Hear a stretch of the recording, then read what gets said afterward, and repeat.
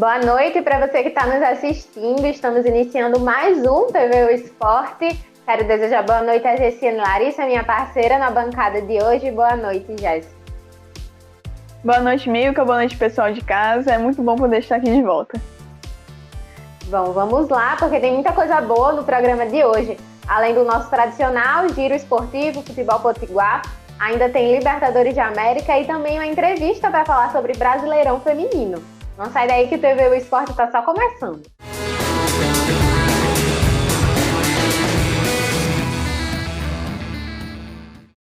E para começar o programa, nada melhor do que ficar por dentro do que rolou no mundo esportivo, né? Letícia Medeiros conta pra gente tudo o que aconteceu.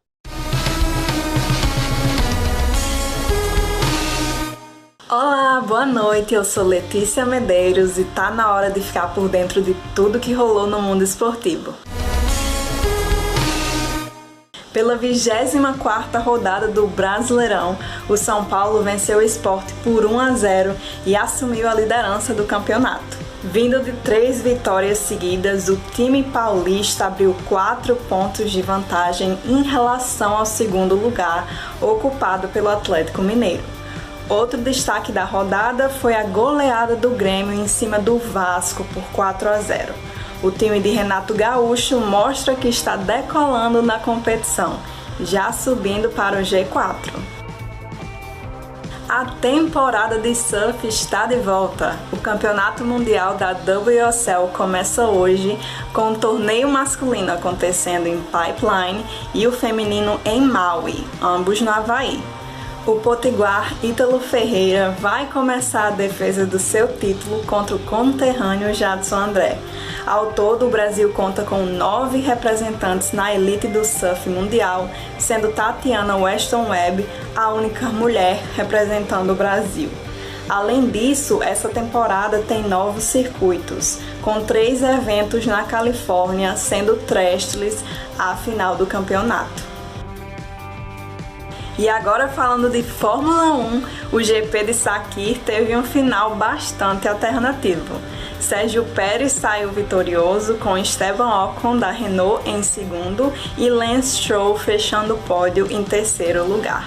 2 Racing Points conseguindo pontos muito importantes. Sem Lewis Hamilton, afastado por testar positivo para a Covid-19, a Mercedes teve uma corrida para esquecer.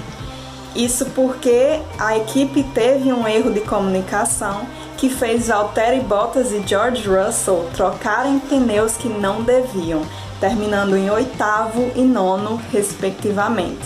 Substituindo Romain Grosjean na Haas, Pietro Fittipaldi completou o GP em 17º lugar. E nesse final de semana aconteceu a final do Brasileirão Feminino. O Corinthians venceu o Avaí Kinderman por 4-2, conquistando o bicampeonato na competição. Depois de 0-0 no jogo de ida, a Neoquímica Arena foi o palco desse confronto disputado. Com gols de Gabi Nunes, Gabi Zanotti e Vicky Albuquerque, o timão se consolidou na partida. Lelé e Zóio descontaram para o Avaí, mas não conseguiram montar reação contra o trabalho corintiano. Parabéns para as jogadoras que tiveram seu esforço recompensado.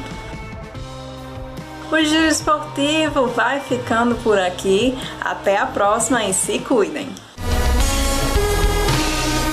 Obrigada, Ale, por mais um giro. Ó, pessoal, daqui a pouco a gente vai falar sobre essa final do Brasileirão Feminino. No segundo bloco tem entrevista com a participante do Fute das Minas. E também para você que está estranhando que hoje a gente não vai falar sobre Fórmula 1, é que no domingo teve live lá no nosso Instagram, então todos os comentários você encontra lá. É só acessar a TV O Esporte. E agora a gente vai falar sobre Libertadores, porque a maior competição do continente chegou à fase das quartas de final. Os brasileiros já classificados para a disputa são 2 times paulistas e um gaúcho. Palmeiras, Santos e Grêmio jogarão essa semana. Lembrando que o Brasil pode ter mais um time. O Internacional ainda vai jogar contra o Boca Juniors nesta quarta. O Palmeiras vai jogar contra o Libertad e o Grêmio contra o Santos. Vamos começar falando sobre o Palmeiras, né, Jéssica? Que vai ter aí alguns reforços contra o jogo de hoje, que não estiveram na partida contra o Santos. Mas também a gente tem um quadro de Covid aí rondando os jogadores, né? E o técnico também. Pois é, né? Palmeiras que vai agora para a Libertadores com um time mais completo, com um total de 6 reforços aí, a volta do Scarpa, a possível volta do Rony e também a questão da zaga que vai estar um pouco mais completa com o Renan, que estava fora por causa do Covid-19. Apesar de ter esses desfalques por causa do Covid, incluindo o técnico, o Palmeiras está vindo com uma grande potência aí para cima do Libertad, que muitos analistas consideram que vai ser um confronto bem mais fácil do que, por exemplo, o Internacional que vai enfrentar o Boca Juniors, ou até mesmo o Santos que vai ter que enfrentar aí o Grêmio. Pois é, vamos falar então um pouquinho dessa partida, né? Do Grêmio e do Santos. O que a gente pode esperar? Bom, a gente vai ter um duelo bem pegado, principalmente porque o Grêmio ele tá numa boa crescente, apesar de que ele tem aqueles desfalques como o Kahneman, que provavelmente vai voltar, Renato Gaúcho está fazendo aquele mistério, e também a volta do Jean-Pierre. O Santos ele tem possivelmente 2 desfalques, que são os 2 jogadores pendurados, que é o Soteldo e o Wagner Leonardo, que é que ele tá ali jogando pela lateral esquerda, é um jogador que ele consegue fazer bem essa função de infiltração, de poder recompor a zaga, mas o Santos ele tá enfrentando aí vários problemas, aquela pressão por questões políticas, econômicas, administrativas, e então vai vir aí com tudo, um pouco meio embalado para pegar esse Grêmio do Renato Gaúcho, que já fez a sua declaração polêmica falando que o Grêmio tem o futebol mais completo, o mais bonito de todo o Brasil. E a gente sabe que a última vez que ele falou isso, acabou perdendo para o Flamengo no Maracanã de 5-0. Então aí tá muito complicado. Não sabemos o que vamos ver dessa partida. Pois é, mas falando em problema, acho que a gente já pode puxar um comentáriozinho sobre o Flamengo, né? Porque o Flamengo foi campeão da Libertadores ano passado, fez uma campanha incrível que deixou todo mundo boquiaberto, mas aí agora foi eliminado e tá aí só lutando no Brasileirão. O que rolou, hein? Nem parece o time do ano passado, né? Exatamente, o atual campeão da América teve aí o seu declínio contra um dos times mais improváveis. Tinha uma expectativa do Flamengo conseguir aí enfrentar outro time brasileiro, até mesmo uma redenção do Grêmio, da partida que foi o ano passado, daquele dia emblemático no Maracanã. Só que o Flamengo ele está vindo de um prospecto muito conturbado no ano de 2020. A gente sabe que 2020 não está sendo fácil para ninguém, mas especialmente para o Flamengo, porque foi um dos times que mais pressionou essa volta do esporte, a volta não só do Brasileirão, mas também em outros aspectos. E aí está tendo que enfrentar uma das grandes mudanças em menos de 6 meses, ou seja, mudou 3 técnicos. Foi primeiro o Jorge Jesus, que estava em um trabalho, depois veio o Domenech, e ele fez um trabalho totalmente diferente, e agora o Rogério Ceni que está insistindo em alguns jogadores que estão levantando algumas dúvidas para a torcida, como, por exemplo, Gustavo Henrique, Vitinho, e também alguns estão querendo aí crucificar o Everton Ribeiro, mas a gente precisa lembrar do Flamengo em 2019. Foi um time que puxou muito o físico, puxou muito o emocional, puxou muito o psicológico de cada jogador que estava ali naquele elenco.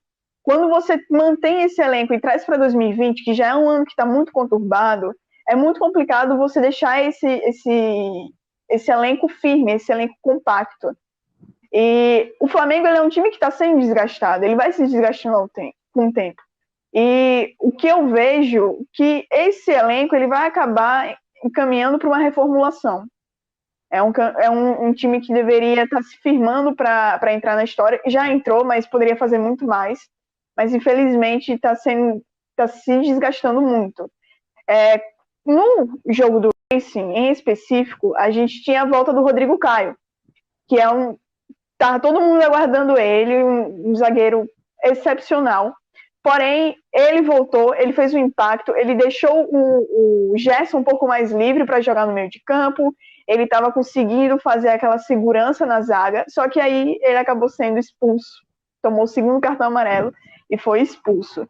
E aí o Gustavo Henrique entra e acaba fazendo aquela falha que gera o gol. A gente tem esse problema do lado direito do Flamengo, que é algo que realmente precisa ser consertado. Como? Aí o Rogério Ceni ele vai ter que realmente reforçar as peças que ele tem. Lembrando que o brasileiro ele tem essa mania de, tipo, eu preciso tirar esse jogador, eu preciso tirar esse técnico, como se fosse uma solução milagrosa. Só que isso não acontece bem. É algo realmente processual, é algo que vai demorar um caminho, uma jornada, um processo para poder ter essa melhora. E remover jogadores nem sempre é a solução. Pois é, e na Libertadores, hoje, daqui a pouquinho, tem partida entre o Palmeiras e o Libertad. E amanhã tem Grêmio e Santos e também Boca e Inter. E agora está na hora de acompanhar os times do nosso estado que jogaram no último domingo. O Giro Potiguar dessa semana é com a Aimee Araújo.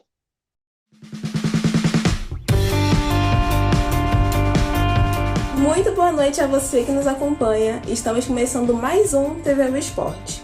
Os times potiguares jogaram no último fim de semana de dezembro, então vamos acompanhar agora como eles se saíram em seus confrontos. Começando pelo jogo de domingo do Globo FC contra o ABC, o Globo levou a melhor no primeiro duelo contra o Alvinegro e está a um empate da classificação para as oitavas de final da Série D do Campeonato Brasileiro. Jogando em casa, o Ceará Mirim venceu por 2-1 com gols de Beléu e Edson Capa. Mas ainda falando dos jogos de domingo, é importante destacar que, como vocês sabem, a presença do público em jogos do Campeonato Brasileiro está proibida por conta da pandemia atual de coronavírus. Mais integrantes de uma torcida organizada do ABC se concentraram em um barranco que fica ao lado do estádio do Barretão em Ceará Mirim, na Grande Natal, e a maioria estava sem máscara e sem respeitar o distanciamento social. Lembre-se que torcer é importante, mas a sua saúde também é. Agora falando de Coruripe, que fez fazer autoridade no campo deste domingo e saiu na frente do América RN no mata-mata da Série D.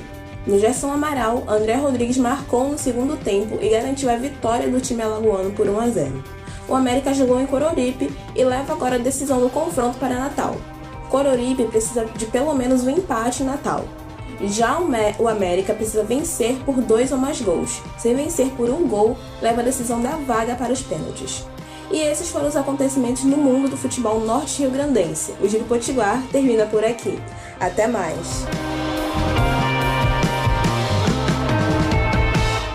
E o Corinthians venceu ontem o Avaí por 4-2 e conquistou o título do Brasileirão Feminino de 2020. O time de Itaquera foi campeão em 2018, perdeu nos pênaltis em 2019 para a Ferroviária, mas agora voltou a levantar a taça mais uma vez. Para comentar com a gente essa conquista, estamos recebendo aqui Mariana Santos, da equipe do FUT das Minas, que está sempre aqui com a gente. Seja muito bem-vinda, Mari. Boa noite. Boa noite, meninos. Obrigada pelo convite. Espero que a gente possa falar um pouco aí sobre o futebol feminino brasileiro e sobre essa final de ontem.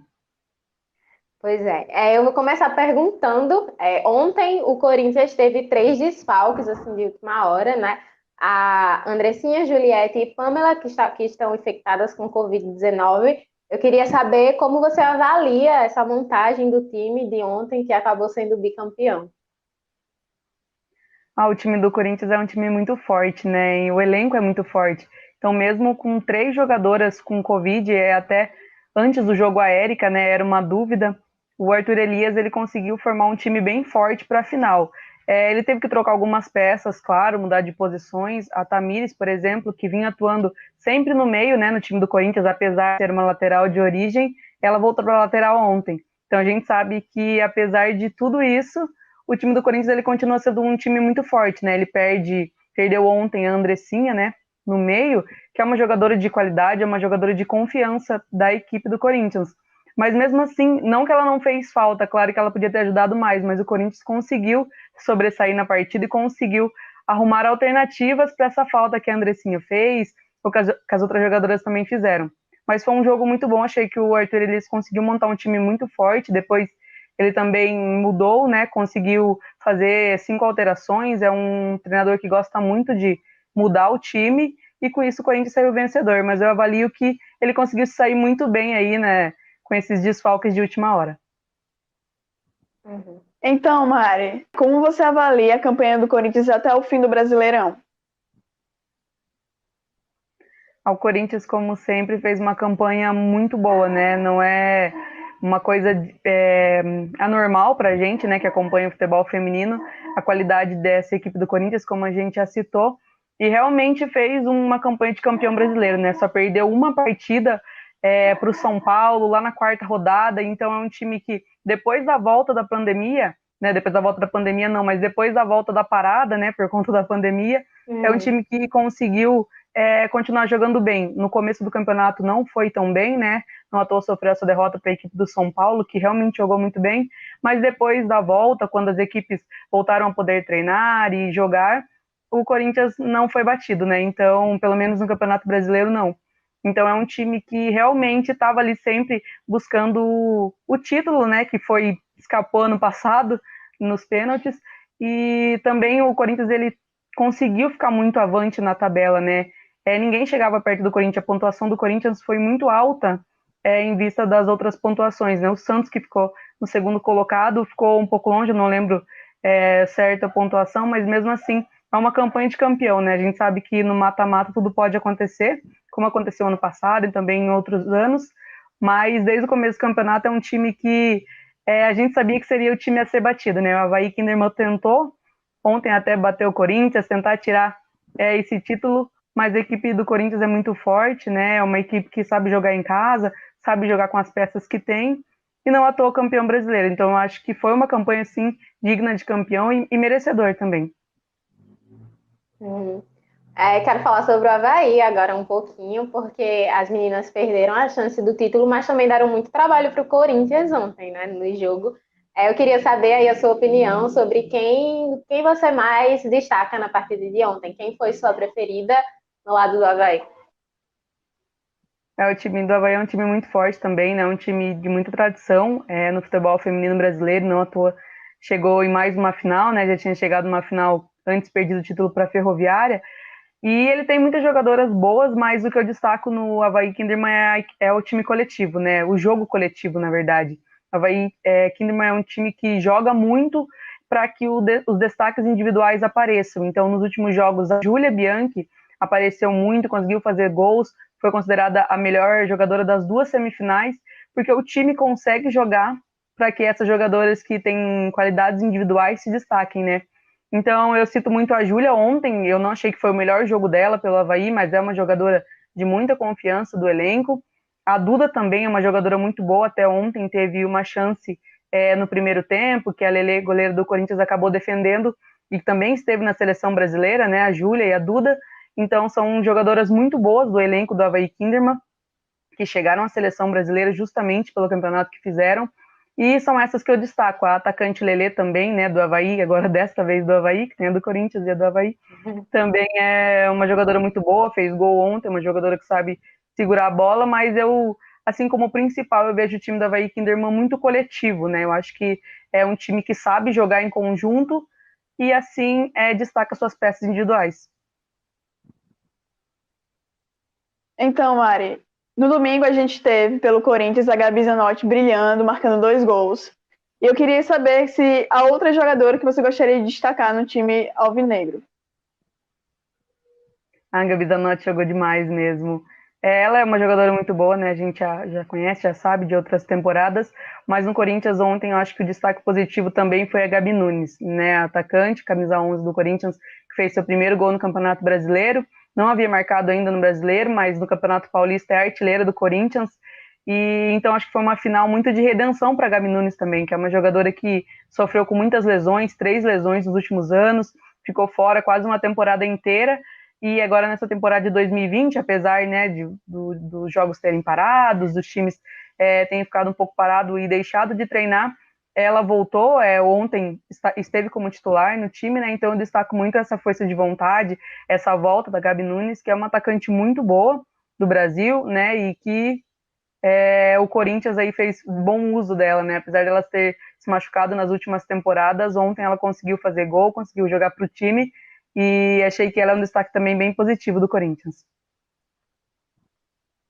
Mari, com a final do Brasileirão Feminino agora, eu queria saber como que você avalia esse ano de 2020 para o futebol feminino, né? A gente sabe que foi um ano atípico para todo mundo, né? Com as dificuldades impostas pelas pandemias, mas a gente também teve alguns pontos, assim, diferentes e até positivos mesmo, né? Tivemos mais transmissões na TV aberta dos jogos, tivemos mais mulheres comentando as partidas. Como que você avalia o ano de 2020 no futebol feminino até agora? Sim, o ano de 2020, como você bem citou, é um ano difícil, né? Foi um ano difícil para todo mundo, inclusive também para o meio do futebol. E no futebol feminino, no começo, foi meio que um balde de água fria, né? Porque todo mundo estava esperando o que aconteceria com o futebol feminino em 2020, depois da Copa, né, de 2019 e de tudo que aconteceu. Então, acho que no começo do ano, depois que começou a pandemia, né, e também por conta de tudo que ela trouxe, né, para o futebol também foi bem difícil. Mas o futebol feminino conseguiu encontrar algumas alternativas que foram importantes, né? Então, o campeonato se fortaleceu, né? De alguma forma, a torcida comprou muito esse campeonato brasileiro, né? De uma forma que a gente não tinha visto antes em números de audiências que a gente tem, né? As maiores audiências, com 100% dos jogos transmitidos, também isso nunca tinha ocorrido. Então, são pontos que trouxeram esse campeonato ser o maior, né, de todos os tempos, assim, do Campeonato Brasileiro que a gente pode considerar. E eu acho que o futebol feminino ganhou muito com essas coisas que aconteceram. A gente sabe que ficar sem treinar, ficar sem jogar, os patrocinadores também não foram tão atrás como poderiam ter vindo se não houvesse uma pandemia, porque teria torcida nos estádios, teriam ações, eventos, que a gente sabe que aconteceria. Mas eu achei que foi um ano positivo, assim, eu acho que a gente pode considerar um ano positivo, como você bem citou também, as transmissões, né, coisas que a gente não via antigamente, né, TV aberta, TV fechada, rádio, redes sociais, transmitindo o Campeonato Brasileiro, prêmio de melhor jogadora, sabe, são coisas simples que para o futebol feminino são coisas muito importantes, né, no final da partida, além do prêmio de melhor jogadora, o patrocinador também deu um prêmio para jogadoras, as transmissões, as entrevistas pós-jogos, sabe? São coisas que parece que no mundo do futebol são tão simples, mas que futebol feminino a gente pode considerar um marco, pode considerar uma coisa muito importante. E eu acho que é isso, eu considero um ano positivo, apesar de tudo. Eu acho que, né, para o futebol em si, eu acho que o futebol conseguiu bastante visibilidade, conseguiu crescer bastante. Acho que muitas das mudanças também nos comandos, né, da CBF, do futebol feminino, acho que também interferiram para isso, porque muitas mudanças a gente sabe que veio lá de cima, né, principalmente das equipes jogarem nos estádios maiores, né, seus estádios principais. Então acho que isso também é uma coisa que foi mudando, está mudando, e que pode ser que seja só o começo, né, a gente espera que seja. Mas eu considero um ano positivo, sim. Você fazendo parte do FUT das Minas, você consegue perceber esse crescimento maior do público querendo saber mais, buscando mais, conhecer melhor o futebol feminino do início do ano para cá? Você acha que cresceu essa curiosidade, esse apoio até, né? Acho que a gente pode dizer apoio.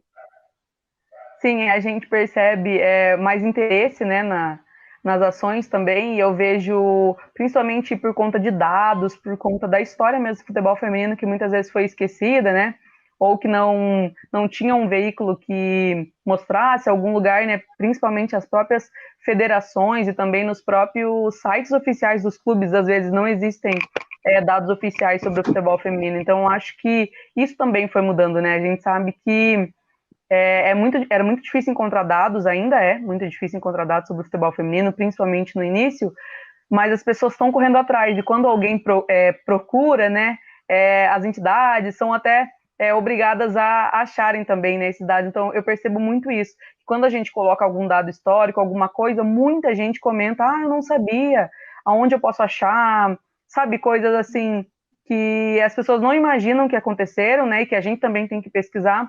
E aí nisso a gente percebe o interesse, né? Voltando para a sua pergunta, que eu acho que realmente cresceu. Hoje em dia também eu vejo cobranças que antes não aconteciam no futebol feminino, e isso mostra um pouco do aumento da visibilidade e da evolução, né, do futebol feminino.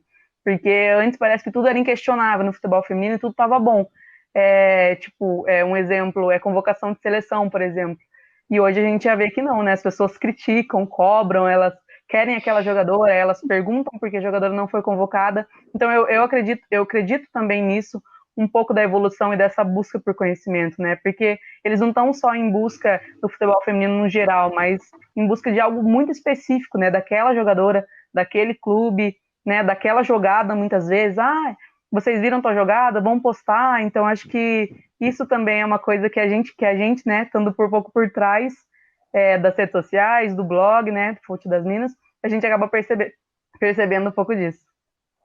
E se cobram e perguntam é porque estão acompanhando, né? Então, que bom. Mário, eu quero agradecer muito a sua participação no TV O Esporte de hoje. Obrigada a Jéssica também por mais uma bancada.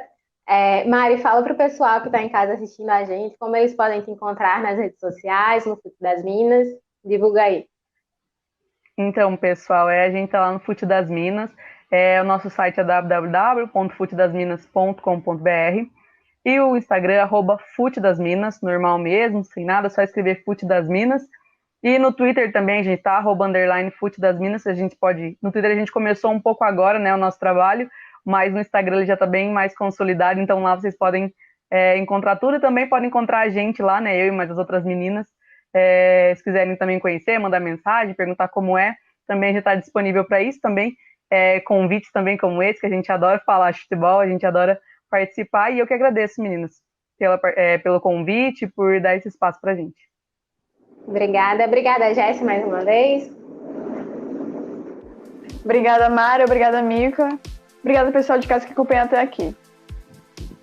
Pessoal de casa já sabe, né? Não deixe de nos seguir aqui nas nossas redes sociais que estão aparecendo aqui embaixo. Tchau e até a próxima terça-feira.